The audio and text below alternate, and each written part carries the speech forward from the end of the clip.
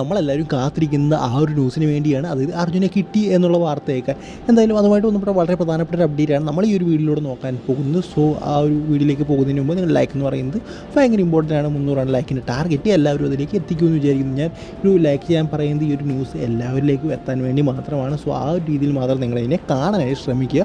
വീണ്ടും നിരാശ എന്ന് തന്നെ പറയണം. അതായത് നമുക്കറിയാം, നമ്മൾ കുറേ നാളായിട്ട് അർജുനെ കണ്ടെത്താൻ വേണ്ടി ഇങ്ങനെ കാത്തിരിക്കുകയാണ്. ഓരോ അടവുകളും നമ്മൾ പയറ്റി നോക്കി, പക്ഷേ ഒന്നും തന്നെ പറ്റുന്നില്ല. അതായത് അർജുൻ അവിടെയുണ്ട്, ഇവിടെയുണ്ട്, ഇങ്ങനെയാണ് അങ്ങനെയാണ് എന്നൊക്കെ പറഞ്ഞുകൊണ്ട് കുറേ അധികം ഇത് വന്നു.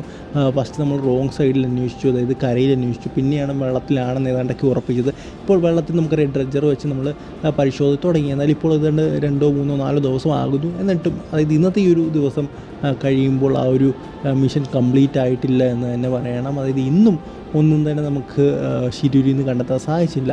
അതായത് കാലാവസ്ഥ തടസ്സമുണ്ടായിരുന്നു, മഴ പെയ്തിരുന്നു രാവിലെയൊക്കെ, എന്നിട്ട് പോലും അത് കണ്ടിന്യൂ ചെയ്യണമെന്നവർ പറഞ്ഞു. അങ്ങനെ കണ്ടിന്യൂ ചെയ്തു. എന്നിട്ടും ചെറിയ ചെറിയ തെളിവുകളല്ലാതെ വലിയ വലിയ തെളിവുകളൊന്നും തന്നെ കിട്ടിയിട്ടില്ല.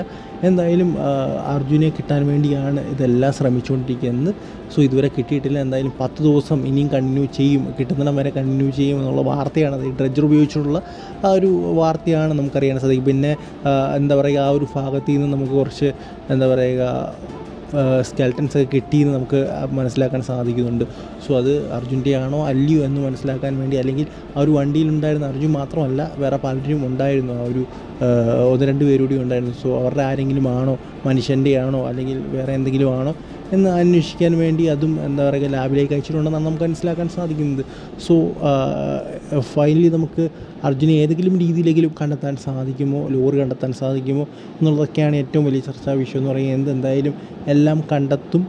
ഒരു ഫൈനലി നമുക്ക് എന്താ പറയുക കുടുംബത്തിന് ആശ്വാസമാകുന്ന രീതിയിൽ എന്തെങ്കിലുമൊക്കെ സംഭവിക്കും എന്ന് തന്നെ വിചാരിക്കുക. സോ ഈ ഒരു വീഡിയോ നിങ്ങൾക്ക് ഇഷ്ടപ്പെടാൻ തീർച്ചയായും ലൈക്ക്, സബ്സ്ക്രൈബ് ചെയ്യുക. അടുത്ത വീഡിയോയിൽ കാണുന്നവരെ ഗുഡ് ബൈ.